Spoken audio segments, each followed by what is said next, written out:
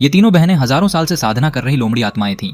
उनका दिल बेहद नेक था। उन्होंने कभी आम लोगों को नुकसान पहुंचाने के बारे में सोचा तक नहीं था। एक दिन बड़ी बहन बाजार गई तो उसने देखा कि एक मंदिर के बाहर भारी भीड़ लगी है। अजीब बात यह थी कि वहां सिर्फ महिलाएं ही पूजा करने आ रही थीं। यह देखकर उसकी जिज्ञासा बढ़ गई। वह अंदर जाकर सच जानना चाहती थी, लेकिन जैसे ही वह मंदिर में घुसी, एक अजीब सी मानसिक शक्ति ने उसे मोहित कर लिया। उसे कुछ गड़बड़ महसूस हुई तो वह तुरंत मंदिर से बाहर निकल आई, मगर रास्ते में एक ताओवादी पुजारी ने उसे रोक लिया। उसने पहली नजर में पहचान लिया कि वह एक लोमड़ी आत्मा है। पुजारी ने उसे चेतावनी दी कि मंदिर में जिस देवता की पूजा हो रही है वह वुथोंग देव है। उसने अनजाने में ही उसकी माया में कदम रख दिया है और जल्द ही वह उस पर कब्जा कर सकता है। लेकिन बड़ी बहन को लगा कि पुजारी बेकार की बातें कर रहा है। उसने तलवार उठाई और उस पर हमला कर दिया। जब उसने कोई बात नहीं मानी तो पुजारी वहां से चला गया। थोड़ी ही देर बाद बड़ी बहन ने देखा कि एक सुंदर युवक को कुछ लोग मारने के लिए दौड़ा रहे हैं। दयालु स्वभाव की वजह से उसने तुरंत उसकी जान बचाई, लेकिन उसे क्या पता था कि वह युवक असल में वुथोंग देव का ही रूप था। बड़ी बहन उसे अपने घर ले आई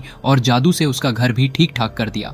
धीरे धीरे दोनों के बीच प्यार पनपने लगा और वे प्रेमी बन गए। एक दिन छोटी बहनों ने यह दृश्य देख लिया। उन्हें जब पता चला कि उनकी बहन किसी से प्रेम करने लगी है तो वे उस युवक को देखने आई, लेकिन वहां आकर उन्होंने देखा कि वह युवक अचानक अपने असली रूप वुथोंग देव में बदल गया है। तीनों बहनें डरकर तुरंत वहां से भागी और उस ताओवादी गुरु के पास मदद मांगने पहुंची। उसी गुरु के निर्देश पर उन्होंने आटे का पुतला बनाकर उसे श्राप देने की योजना बनाई, जिससे यह पूरी घटना शुरू हुई थी। लेकिन वुथोंग देव की शक्ति बहुत ज्यादा थी। वह लगभग तीनों बहनों को खत्म करने ही वाला था कि तभी गुरु समय पर वहां पहुंच गया। उसने एक ही बार में वुथोंग देव का अंत कर दिया और तीनों बहनों की जान बचा ली। इसके बाद सबकी जिंदगी फिर से शांत और सामान्य हो गई। ऐसी ही वीडियोस के लिए हमारे चैनल को सब्सक्राइब करना ना भूलें।